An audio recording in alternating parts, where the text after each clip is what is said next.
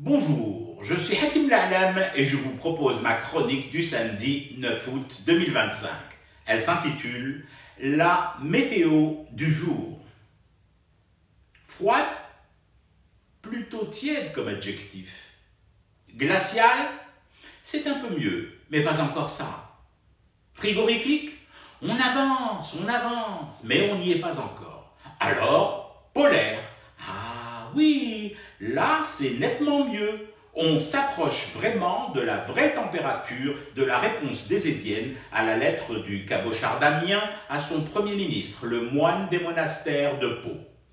Comment décrire plus avant cette réponse algérienne au-delà de la seule météo glaciaire que dégagent ces 3 pages? 0% matière grasse. Tu la prescrirais à un patient au cholestérol turbulent qu'il verrait aussitôt son bilan lipidique baisser de façon vertigineuse. Rien qui dépasse, même pas un cheveu sur la langue. Carré, calibré, compact sans être comprimé.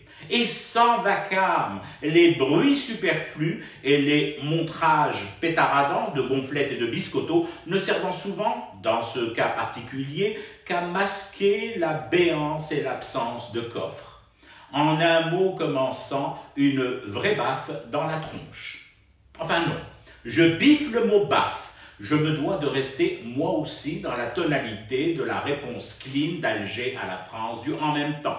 Et baf, ça risque de réveiller chez l'ado du cours prépa de douloureux et récents souvenirs. Je renonce aussi à gifle, car de la même famille tactile, cuisante et rougeoyante. Disons plus sobrement que la réponse d'Alger a avancé de plusieurs mois l'hiver rude sur les bords de la Seine.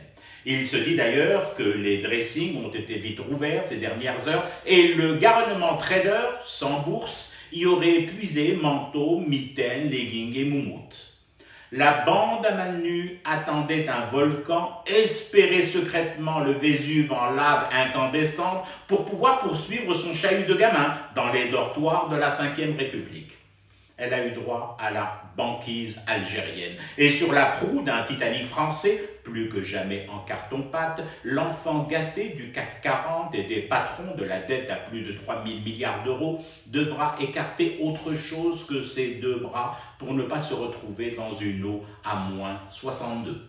Les gens sérieux analyseront plus en profondeur cette réponse des Édiennes, bien sûr.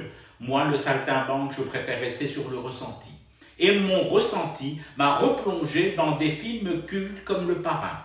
Plus je lisais la réponse d'Alger, plus j'entendais distinctement Vito Corleone, Marlon Brando, expliquer à son fils Michael Al Pacino qui était l'ennemi de la famille et comment le reconnaître. Plus je relisais ces 3 feuillets algériens, plus je voyais nettement Michael Corleone extirper le flingue de la chasse d'eau des toilettes, revenir dans la salle du resto, pointer froidement et zigouiller les 2 fripouilles encore assises à sa table et s'en aller sans se presser, sans un mot. J'ai rarement vu et entendu 3 feuillets de papier noirci à l'encre produire des déflagrations aussi puissantes.